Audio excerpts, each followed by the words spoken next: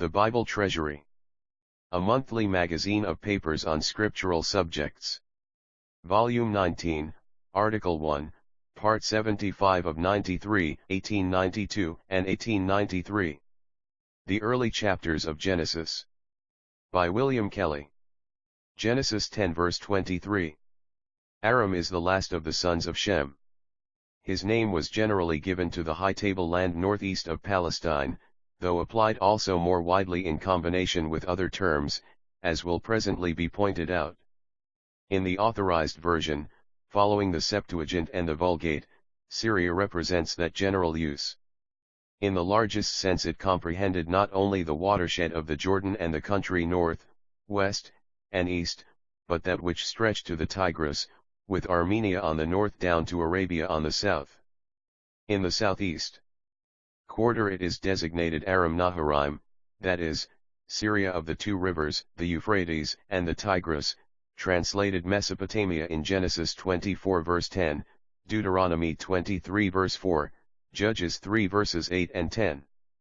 After 1 Chronicles 19 verse 6, we have no longer than the name, as the country so named passed under the dominion first of Assyria, and last of Babylon, where it attained its supreme place.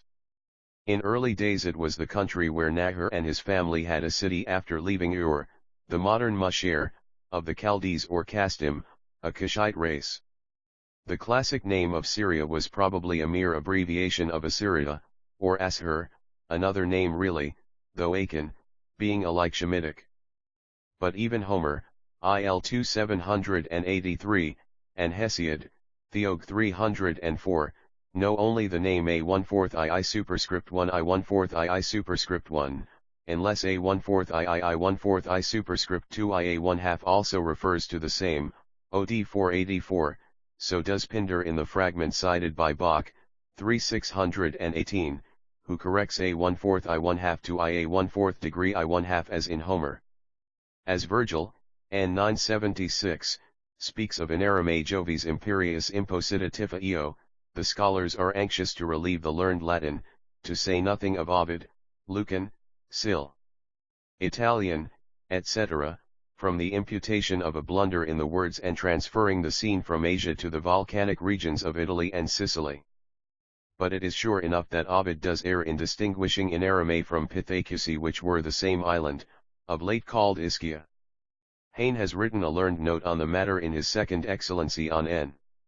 9, 374-6, London 1793. At least 5 districts of Aram are referred to in Scripture. 1. Aram Damasek or the Syria of Damascus appears in 2 Samuel 8 verses 5 and 6, 1 Chronicles 18 verses 5 and 6. 2. Aram Zebah, or Zebah only, to the northeast of Damascus we find in 1 Samuel 14 verse 47, 2 Samuel 8 verse 3, 10 verses 6 and 8, 1 Chronicles 18 and 19. 3. Aram Bethrehob, or Rehob only, occurs in 2 Samuel 10 verses 6 and 8. 4.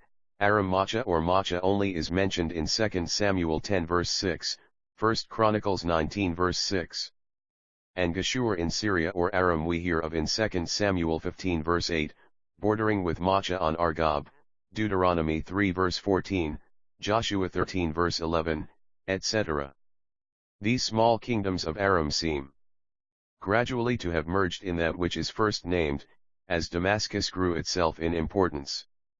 But, 5. Aram Naharaim, or Padan, more correctly Paddan Aram, called also Padan in Genesis 28 verse 7, the plowed land of Aram became the most celebrated by far, familiar to us from the days of Jacob. To this Hosea alludes as the field or open country of Syria, Hosea 12 verse 12, almost wholly an immense plain, nearly 700 miles long and from 20 to 250 miles broad. The north district is mountainous, where a chain, called Mons Massius of old, connects the ancient Amanus on the west with the Nephates in the east. Then about the middle, the Sinjar Hills cross, running nearly east and west from Mosul or thereabout to Raqqa or near it. This district, says Professor Rawlinson, is always charming, but the remainder of the region varies greatly according to circumstances. In early spring a tender and luxuriant herbage covers the whole plain, while flowers of the most brilliant hues spring up in rapid succession, imparting their color to the landscape, which changes from day to day. As the summer draws on, the verdure recedes towards the streams and mountains. Vast tracts of plain, yellow, parched, and sapless, fill the intermediate space, which ultimately becomes a bare and uninhabitable desert.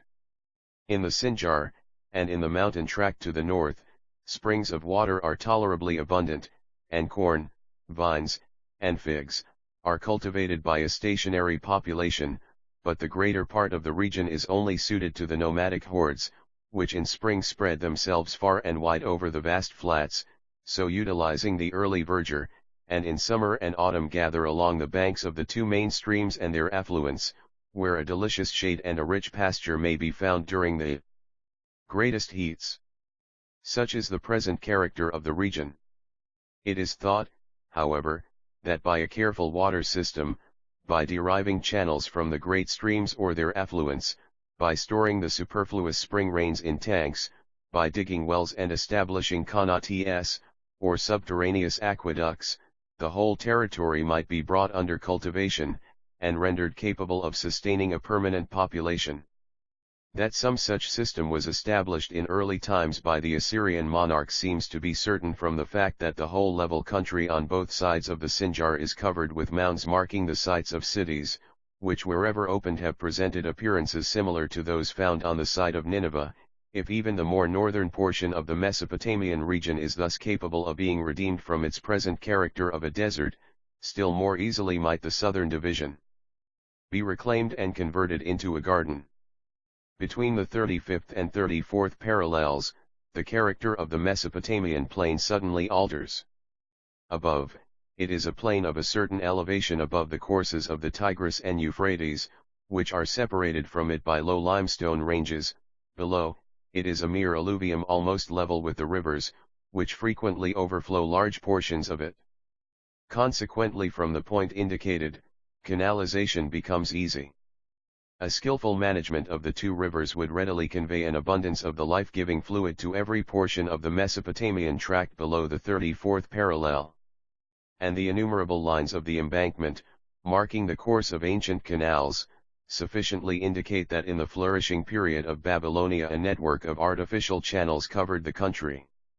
It was in that region that the Tower of Babel was reared, Genesis 10. It was there Nimrod made the beginning of his kingdom, Ibid. Thence came the 4 kings to put down the rebellion of the 5 kings of the South Jordan, Genesis 14. Thence Jushan-Rishathaim reduced Israel to his overlordship for 8 years, soon after Joshua's death till Caleb's nephew, Othniel, broke it down, and David conquered the Syrians everywhere.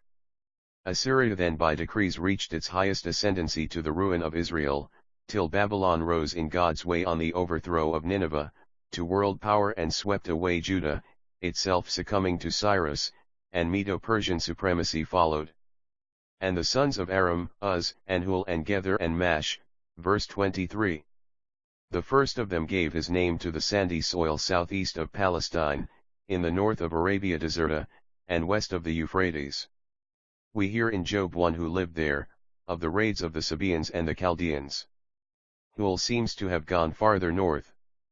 His name we may trace in Ard el-Hula, and Bar el-Hula, south of this district, the waters of Merom, or the lake Semachonitis as Josephus calls it, though he connects Hul with Armenia. Gether may have lent his name to Gadara, rather than Geshur, as Kalish thinks.